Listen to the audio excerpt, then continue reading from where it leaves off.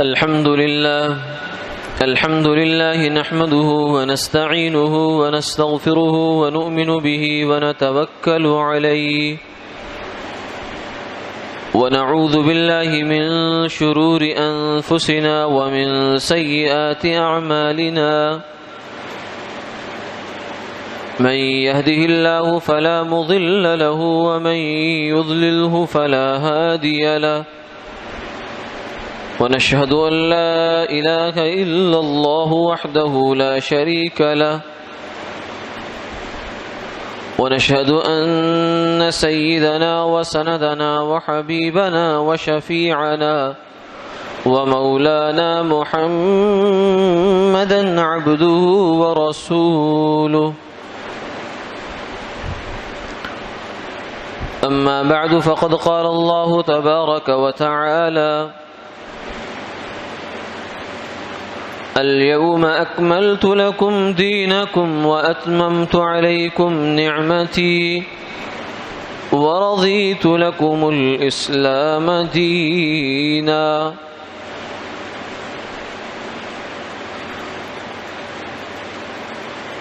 وقال تعالى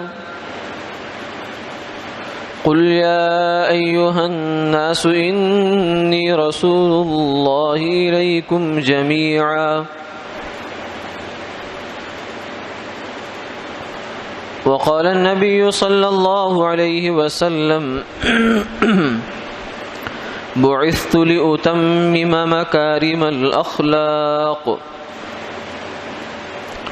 صدق الله العظيم وصدق رسوله النبي الكريم ونحن على ذلك لمن الشاهدين والشاكرين والحمد لله رب العالمين اللهم صل على سيدنا محمد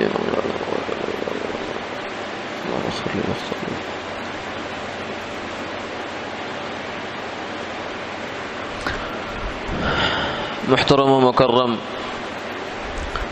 حاضرین و سامعین، اللہ رب العزت کا پاک ارشاد ہے کہ آج کے دن میں نے تمہارے لیے تمہارا دین مکمل کر دیا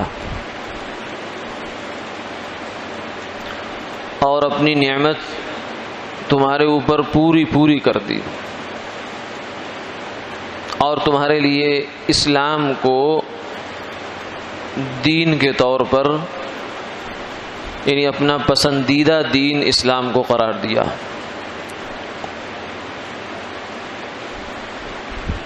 دوسری جگہ فرمایا کہ اے میرے محبوب صلی اللہ علیہ وسلم، آپ ان لوگوں سے کہہ دیجئے کہ میں تم سب انسانوں کی طرف اللہ کا پیغمبر بن کر آیا ہوں۔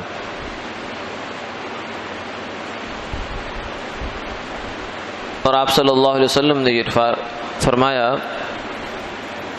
کہ میری بعثت کا مقصد مکارم اخلاق کی تکمیل ہے، اچھے اخلاق کی تکمیل کے لیے مجھے اللہ نے بھیجا ہے۔ قرآن پاک کی آیت اور حدیث نبوی دونوں کا مدعا اور مفہوم یہ ہے کہ اللہ رب العزت نے دین کو سرکار دو عالم صلی اللہ علیہ وسلم کے ذریعے سے مکمل فرما دیا ہے۔ وہ دین جو آدم علیہ السلام سے لے کر چلا ہے، فَإِمَّا يَأْتِيَنَّكُم مِّنِّي هُدًى، جب اللہ نے آدم علیہ السلام کو جنت سے نیچے زمین پر اتارا، بھیجا، تو اس موقع پر فرمایا کہ اگر تمہارے پاس میری جانب سے کوئی ہدایت آئے، رہنمائی آئے، تو جو آدمی اس رہنمائی پہ چلے گا وہ کامیاب ہو جائے گا۔ فلا خوف علیہم ولا هم يحزنون۔ تو جب سے انسان نے اس دنیا میں قدم رکھا ہے، اس زمین پر جب سے انسان آ کر آباد ہوا ہے، تب سے اللہ کی رہنمائی کا سلسلہ جاری ہے۔ سب سے پہلے انسان آدم علیہ السلام ہے اور سب سے پہلے نبی بھی آدم علیہ السلام ہے۔ اس کے بعد پھر آگے سلسلہ چلتا چلا گیا حتیٰ کہ سرکار دو عالم صلی اللہ علیہ وسلم تک نوبت پہنچی، اور آپ نے اپنی 23 سالہ دور نبوت گزارا ہے۔ 40 سال کی عمر میں آپ نے دعوی نبوت فرمایا، اور اس کے بعد مکہ مکرمہ 13 سال زندگی رہی، مکہ مکرمہ کا زمانہ تھا۔ پھر 10 سال کے قریب مدینہ منورہ کا زمانہ ہے۔ تو آپ صلی اللہ علیہ وسلم کا آخری حج، بلکہ حج تو آپ نے کیے ہی ایک ہے، وہی اسی کو حجۃ الوداع کہہ دیتے ہیں، آخری حج اس معنی میں کہ آپ صلی اللہ علیہ وسلم کی زندگی کا وہ واحد حج تھا جس میں صحابہ اکرام بہت دور دور سے، تقریباً پورا جزیرۃ العرب سے جہاں جہاں مسلمان ہوئے تو وہ سب لوگ اکٹھے ہوئے۔ تو حج کے دن یوم النحر یعنی قربانی کا دن، قربانی کی عید کا جو دن تھا، اور اس دن جمعہ کا دن بھی تھا۔ تو اس موقع پر اللہ رب العزت نے یہ آیت نازل فرمائی ہے، الیوم اکملت لکم دینکم، اے انسانوں، اے مسلمانوں، آج میں نے تمہارا دین مکمل کر دیا۔ یعنی جو موسیٰ آدم علیہ السلام سے لے کر دین چلا تھا وہ آج مکمل ہو گیا ہے۔ اس کا یہ مطلب نہیں کہ پچھلے دین ناقص تھے، اس کا مطلب یہ پچھلے دین اپنے زمانے کے حساب سے، اپنے لوگوں کے حساب سے وہ پورے تھے۔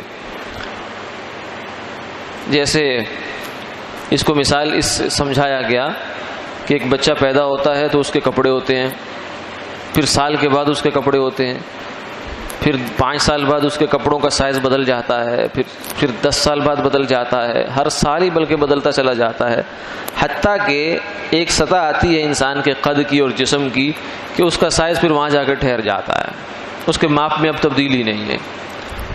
کیوں؟ اب اس کے بعد جو اس کا ماپ طے ہو گیا، اب یہ مرتے دم تک، قبر جانے تک یہی رہے گا، اس کی لمبائی یہی رہے گی۔ اسی طریقے سے انسان آدم علیہ السلام سے لے کر تو انسانیت کی ابتدا ہے، ایک تاریخ ہے انسانیت کی جس کی ابتدا سیدنا آدم علیہ السلام سے ہوئی۔ تو اس وقت میں انسانی ضروریات تھوڑی تھی اور تقاضے تھوڑے تھے، تو اس کے مطابق اللہ کے احکامات آتے چلے گئے۔ پھر اور آگے بڑھا تو اور تفصیل سے آنا شروع ہو گئے۔ پھر موسیٰ علیہ السلام کے زمانے میں خاصی تفصیل ہو گئی، عیسیٰ علیہ السلام کے زمانے میں آ کر بھی اسی تفصیل کو یعنی بائبل کو ہی انہوں نے وہ کچھ ترمیم اور اضافے کے ساتھ جاری رکھا۔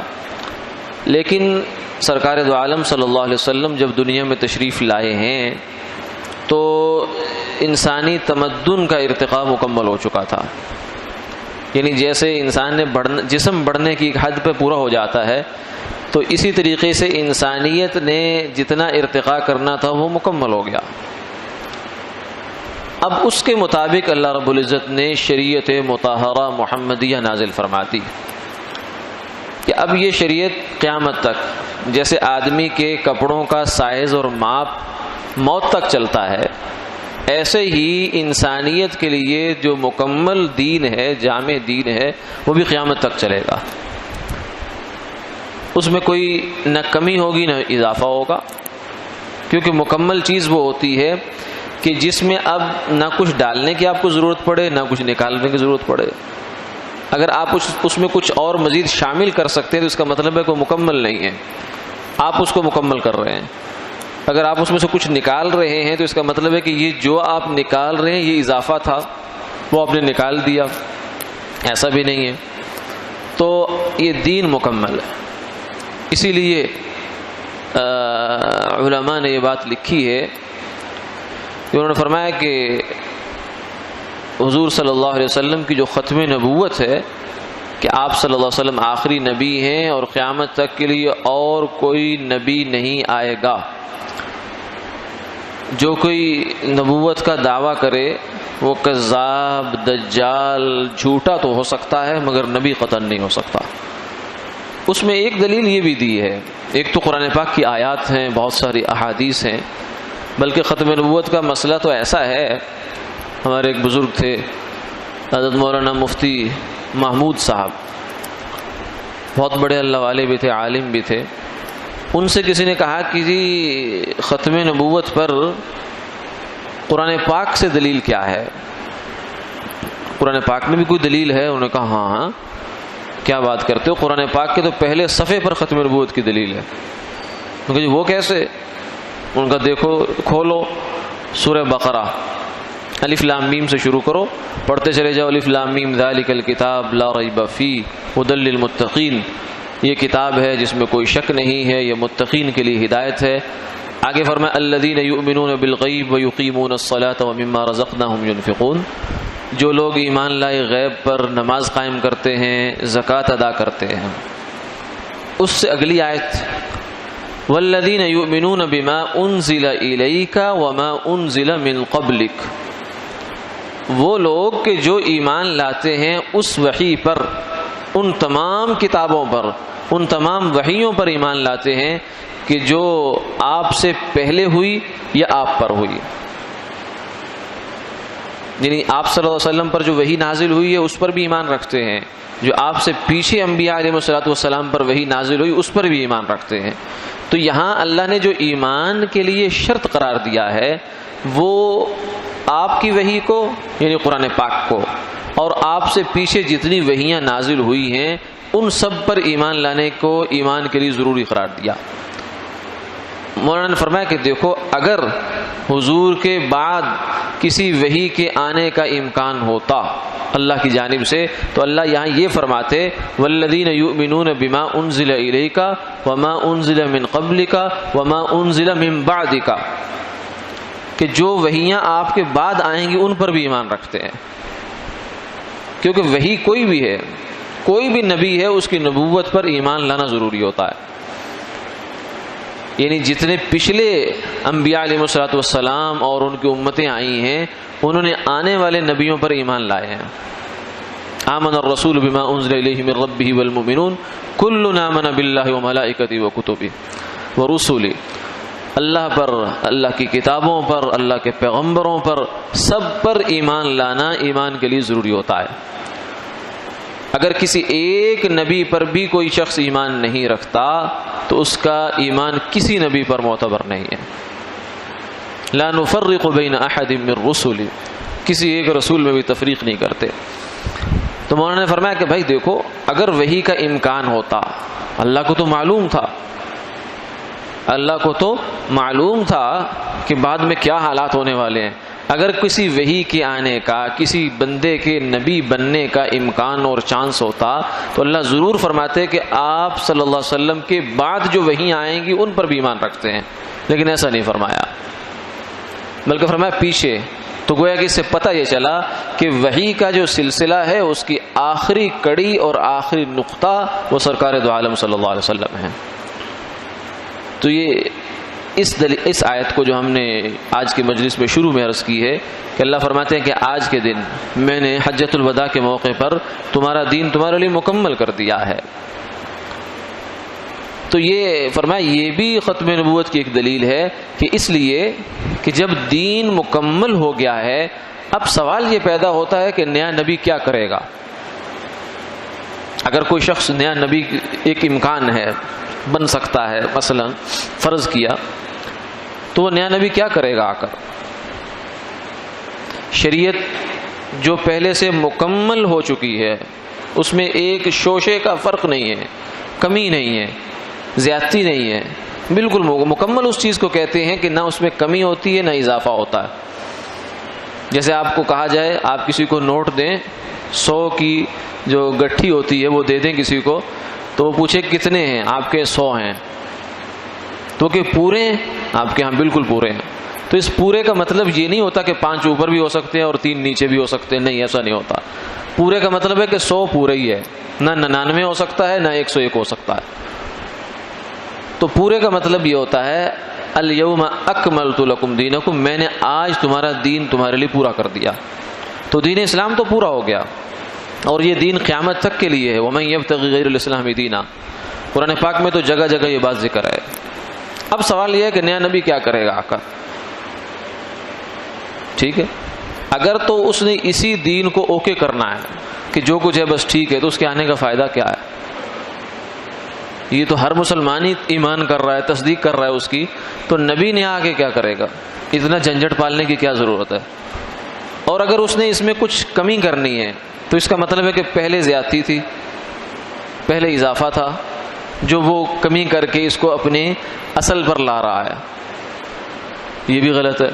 یہ بھی مکمل دین اس کا مطلب نہیں تھا، جبکہ قرآن یہ کہتا ہے کہ اسلام مکمل ہو چکا ہے، دین مکمل ہو چکا ہے۔ اور اگر اس نے کچھ اس میں اضافہ کرنا ہے تو اس کا مطلب ہے کہ پہلے جو تھا وہ مکمل نہیں تھا۔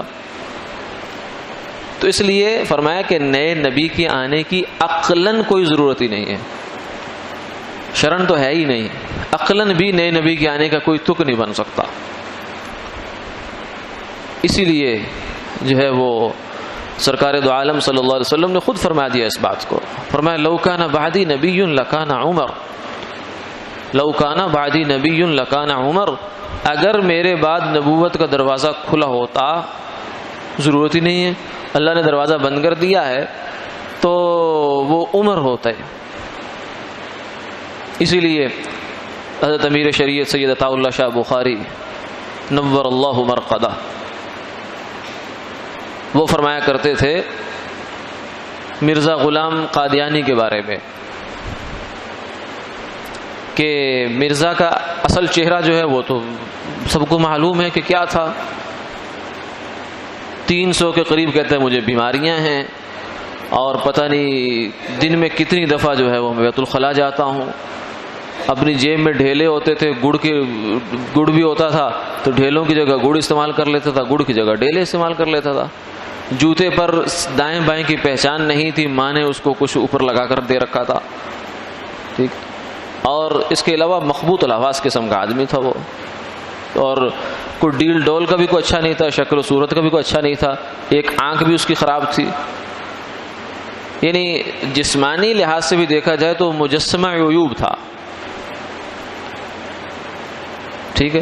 اور جو اس کا کریکٹر تھا، اس کی علم جو اس کا تھا وہ بھی بالکل کسی کھاتے کا نہیں تھا۔ ایک دفعہ اس نے دعویٰ کیا کہ مجھے جو ہے وحی آئی ہے میرے اوپر، فرشتہ آیا ہے، اس کا نام ہے ٹی ٹی بی ٹی، یعنی مضحکہ خیز باتیں، یہ مجھے الہام ہوا ہے، یہ الہام ہوا ہے، یہ الہام ہوا ہے۔ اور اس کے ایک یعنی آج تک اس کے پیروکاروں کو یہ اعلان اور چیلنج رہا ہے امت کی جانب سے، اور اللہ کا اصل میں یہ نظام ہے، اللہ تعالیٰ کافر کے ہاتھ پر ویسے کوئی ایسی چیز ظاہر کر سکتے ہیں جو فطرت سے عام عادت سے ہٹ کر ہوتی ہے، اسے استدراج کہتے ہیں۔ اگر مسلمان کے ہاتھ پہ ہو، اللہ کا ولی ہو، اس کے ہاتھ پہ ظاہر ہو تو اسے کرامت کہتے ہیں۔ لیکن اللہ کا یہ دستور ہے کہ جو شخص نبوت کا دعویٰ کر لے اور وہ سچا نبی نہیں ہے تو اس کے ہاتھ پہ وہ پوری دنیا زور لگا لے، ایک ذرہ دائیں بائیں نہیں ہو سکتا، کچھ نہیں، وہ جو بھی پیش گوئی کرے گا جھوٹی ہوگی۔ مرزا نے اپنی زندگی میں جتنے دعوے کیے، جتنی پیش گوئیاں کی، جتنے اس نے اس قسم کی باتیں کی ہیں، ایک بات بھی سچی نہیں ہوئی اس کی، ایک بات بھی۔ حتیٰ کہ اس نے اپنی عمر کے بارے میں پیش گوئی کی کہ میں اتنے سال میں مروں گا، اور اس میں بھی پورا نہیں ہوا۔ اب ان مرزائیوں کی کوشش ہے کہ وہ ایک دو کتابوں میں انہوں نے اس کے ایڈیشنوں میں تبدیلی اور تحریف کر کے اس کی عمر پوری کرنے کی کوشش کرتے ہیں، تو ایک بھی اس کا پورا نہیں ہوا۔ تو علم بھی اس کا ایسے ہی تھا، جسم بھی اس کا ایسے ہی تھا، یعنی کسی لحاظ سے وہ نبی بننے کے قابل نہیں ہے۔ نبی تو اللہ تعالیٰ خلاصہ قوم بناتے ہیں، خلاصہ انسانیت ہوتے ہیں، مکھن ہوتے ہیں انسانوں کا، وہ سب سے اچھے خاندان میں آتے ہیں، سب سے اچھے کردار کے، سب سے اچھے جسم کے مالک ہوتے ہیں۔ نبی کے اندر جو ہے وہ کئی مردوں کی طاقت ہوتی ہے، ایک نبی کے اندر جنتی مردوں کی طاقت ہوتی ہے، تو اللہ تو ان میں کسی اعتبار سے کمی نہیں چھوڑتے، وہ تو نمونہ بنا کے لوگوں کے سامنے پیش کرنا ہوتا ہے، تو معیار میں کمی نہیں برداشت کی جاتی۔ آپ کا جو کے جی کا معیار ہے، وہ کہتے ہیں فرانس کے اندر ایک باٹ ہے رکھا ہوا بٹا، تو اس میں ایک ہلکے سے اونس کی کمی بھی برداشت نہیں کرتے وہ لوگ، وہ کہتے ہیں معیار ہے یہ، اس میں کمی ہو گئی تو معیار خراب ہو گیا تو پھر سارا نظام ہی خراب ہو جائے گا۔ تو انبیاء علیہ السلام کو اللہ معیار بناتے ہیں انسانوں کے لیے، تو اس میں کمی نہیں چھوڑتے۔ تو امیر شریعت رحمہ اللہ فرمایا کرتے تھے کہ ایک طرف صورتحال یہ ہے کہ غلام قادیانی مرزا مجسمہ عیوب ہے، نقائص سے بھرا ہوا ہے، زبان اس کی گندی ہے، تحریر اس کی عجیب و غریب ہے، اتنی ہے کہ اپنی کتاب کے تقریباً 3 صفحے اس نے گالیوں سے بھرے ہوئے، یعنی ایک جگہ اس کو غصہ آ گیا کسی پر لکھتے لکھتے لکھتے گالیاں دیتے چلا جا رہا، یعنی ایک عام شریف انسان ان کتابوں کو پڑھ نہیں سکتا۔ مرزائیوں کی جو ہائی کمانڈ ہے وہ اپنے نچلے لوگوں کو کتابیں مرزا کی پڑھنے نہیں دیتی، سلیکشن کر کے اس میں سے نکال کے پھر ان کو لٹریچر دیتی کہ یہ ہے مسیح موعود کا لٹریچر ہے، یہ خود اپنی کتابیں اصل مرزا کتابیں نہیں پڑھنے دیتے۔ اگر کوئی آدمی اس کی ایک ہی اس پر اس کے بیٹے کی لکھی ہوئی کتاب ہے سیرت المہدی ہے وہی پڑھ لے تو اس کو سمجھ میں آ جاتی ہے کہ سب ڈگوسلا تھا، انگریز کا خود کاشتہ پودا تھا، یہ انگریز نے اس کو اٹھایا تھا تاکہ مسلمانوں کے اندر ایک نیا فتنہ کھڑا کر دیا جائے۔ جو مسلمان پہلے فرقوں میں بٹے ہوئے ہیں، گروہوں میں بٹے ہوئے ہیں، ایک نئی خلیج ان میں ڈال دی جائے، تو بالکل واضح سی بات ہے۔ تو امیر شریعت فرماتے تھے کہ یہ مجسمہ عیوب تھا، لیکن اگر میں یہ کہتا ہوں اگر یہ اس کے اندر سب خوبیاں بھی ہوتی، مرزا کے اندر سب خوبیاں بھی ہوتی، اس کی جو باڈی ہے، اس کا جسم ہے وہ بہت شاندار ہوتا، اور اس کے بعد جو ہے اس کا زبان میں عمر خیام کی فصاحت ہوتی، امرؤ القیس ہوتا اپنے زمانے کا، شاعری ایسی کرتا، یہ کرتا وہ کرتا، اور علم میں جو ہے امام راضی اور غزالی کو ٹکر دیتا۔ لیکن اگر یہ سب کچھ بھی ہوتا تو پھر بھی کیا بخاری اس کو نبی مان لیتا؟ کہ نہ، یہ نہیں ہو سکتا، فرنگ نہ، یہ نہیں ہو سکتا، اس لیے کہ اللہ رب العزت نے اپنے پیارے حبیب صلی اللہ علیہ وسلم کو بنانے کے بعد وہ کنگا ہی توڑ دیا ہے جس سے گیسوئے نبوت کو سنوارا جاتا ہے۔ وہ کسی پنجابی کے شاعر نے کہا نا، حسینہ جمیلاں دے منہ موڑ دیتے، رب بنا محمد قلم توڑ دیتے۔ قلم توڑنے کا مطلب ہے کہ اب اس جیسا دوبارہ نہیں ہوگا، جاؤ۔ تو انہوں نے کہا کہ حضور کے بعد نبوت کا اگر پھر فرمایا کہ اچھا اور آگے چلو، کیا حضور کے بعد ابو بکر بھی دعویٰ کرتے نبوت کا تو مان لیتے؟ نہیں مانتے۔ عمر دعویٰ کرتے مان لیتے؟ نہیں مانتے۔ عثمان دعویٰ کرتے مان لیتے؟ نہیں مانتے۔ علی دعویٰ کرتے؟ نہیں مانتے۔ تو وہ اتنی بڑی بڑی ہستیاں جو ہیں انہیں یہ خیال نہیں آیا کہ حضور کے بعد نبوت ہونی چاہیے، تو یہ 1200 سال بعد اور 1300 سال بعد ایک بالکل نیچ قسم کا انسان اور گھٹیا قسم کی اس کی حرکات اور کردار، اور وہ کہے کہ میں نبی ہوں اور ان کو مان لیا جائے، کہ یہ نہیں ہو سکتا۔ ان کی بھی جو ہے وہ لوگ جو اس کو مانتے ہیں ان کی بھی عقل جو ہے وہ ماری گئی ہے کہ کہاں نبی ہونا، یہ تو اس امت محمدیہ صلی اللہ علیہ وسلم کے تو اولیاء کی شان نہیں ہے انسان سمجھ سکتا، تو چہ جائے کہ نبی کو سمجھے۔ تو اس لیے یہ دلیل ایک اس طور پر بھی ہوتی ہے الیوم اکملت لکم دینکم، کہ فرمایا کہ میں نے آج کے دن تمہارا دین مکمل کر دیا۔ ہر مسلمان اس بات پر فخر کرتا ہے کہ ہمارا دین اسلام ایک جامع دین ہے، اور اس میں زندگی کے ہر مسئلے کا، ہر بات کا حل موجود ہے۔ تو یہ اسی کے اندر یہ بات بھی موجود ہے کہ یہ جامع دین قیامت تک رہے گا، تو قیامت تک کوئی اور نبی نہیں آ سکتا۔ سیدنا صدیق اکبر رضی اللہ تعالیٰ عنہ کے زمانے میں جب حضور نے دنیا سے بھی پردہ فرمایا تھا تو اس کے بعد کئی فتنے اٹھے ہیں، جن میں سے ایک فتنہ جو ہے وہ مدعیان نبوت کا تھا، اسود عنسی اور مسیلمہ کذاب۔ یہ 2 بڑے بڑے لوگ تھے جنہوں نے نبوت کا دعویٰ کر دیا، اور بڑی فوج بھی تھی ان کے پاس۔ تو سیدنا صدیق اکبر رضی اللہ تعالی عنہ نے جو ہے یمامہ کا قلعہ تھا جہاں مسیلمہ کذاب نے رہتا تھا،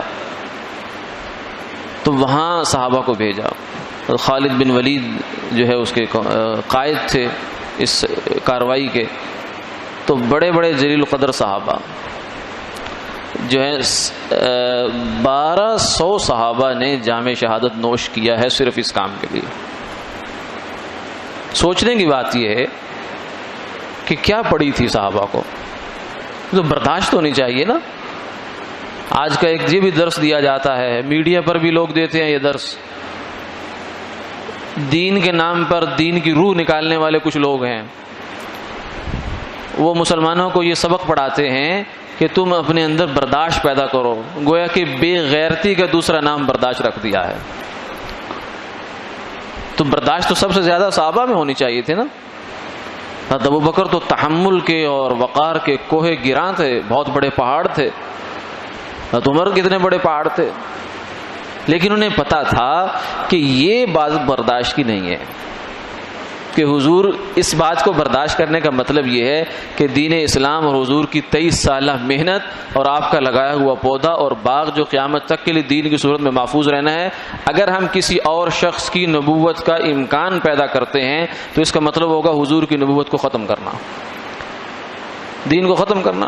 کیونکہ جو کوئی نیا نبی آئے گا تو نیا نبی تو فنکشنل ہوگا نا، کوئی وہ ایکٹیویٹ کرے گا کچھ نہ کچھ چیزوں کو، اس نے بالکل نام کا عہدہ لے کر تو نہیں بیٹھ جانا، ٹھیک ہے؟ تو کچھ نہ کچھ تو کرے گا، جب کچھ نہ کچھ کرے گا تو پھر دین تو نہیں رہے گا جو پہلے والا ہے۔ اس لیے انہوں نے 1200 صحابہ کو قربان کیا ہے، 1200 صحابہ، یعنی صحابہ کی تاریخ میں کسی جنگ میں اتنی بڑی قربانی نہیں لگی، اور پھر بعد کے لوگ تو ویسے ہی کم تر ہیں ان سے، یعنی سب سے قیمتی خون اسلام کا اتنی بڑی تعداد میں لگایا، سب سے قیمتی خون، اس میں 700 حافظ قرآن صحابہ شامل تھے۔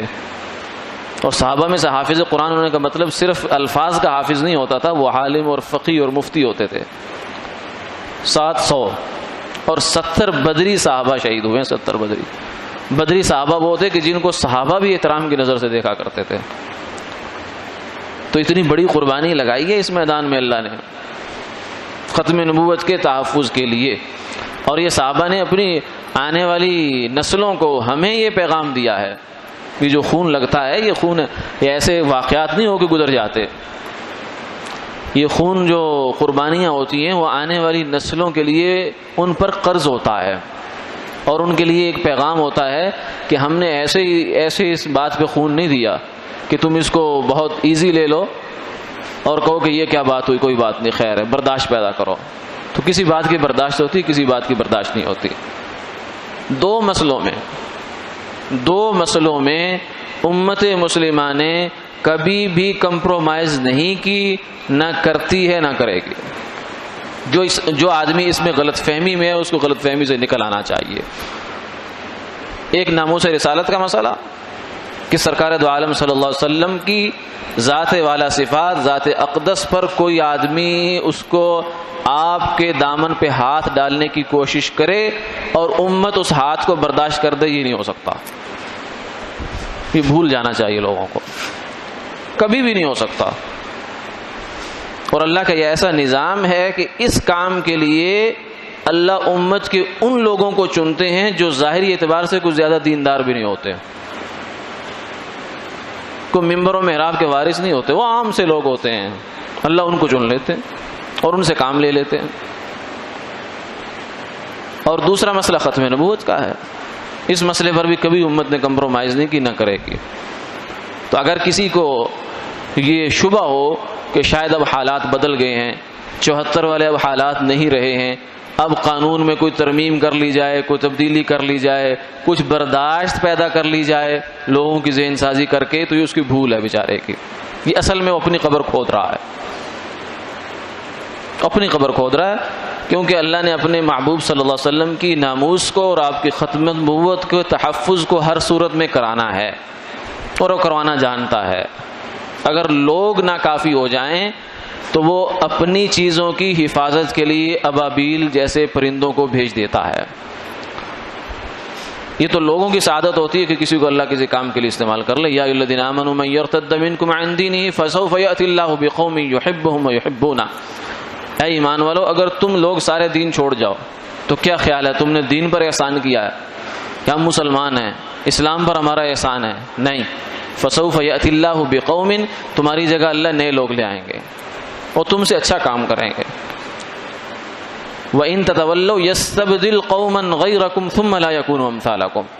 اگر تم دین سے پھر جاؤ گے تو اللہ تمہیں اٹھا کر سائڈ پہ کریں گے، تمہاری جگہ نیا بندہ لے آئیں گے، اور وہ پھر تمہارے جیسی حرکتیں نہیں کریں گے، وہ بہت اچھا کام کریں گے۔ یہ تو انسان کی سعادت ہوتی ہے کہ اللہ تعالیٰ اسے کسی کار خیر میں لگا لیں اور کسی کار شر کا ذریعہ بننے سے اللہ اس کی حفاظت فرما لیں۔ تو اس موقع پر بھی خاص طور سے جو ہے حالات کچھ ایسے قسم کے نظر آتے ہیں کہ قادیانیت نوازی بڑے وسیع پیمانے پر ہو رہی ہے، یعنی قادیانیوں کو نوازنے کے انداز بڑے عجیب انداز سے ہو رہا ہے، اور یہ جو کچھ بھی ہو رہا ہے یہ مقتدر قوتوں کی اشارے اور ایما کے بغیر نہیں ہو رہا۔ اس کی ذمہ داری انہی لوگوں پر ہوگی جن کے ہاتھ میں اقتدار ہے، یا جن کے ہاتھ میں پس پردہ اقتدار ہے یا پردے پر اقتدار ہے، اس کے ذمہ دار وہی ہیں۔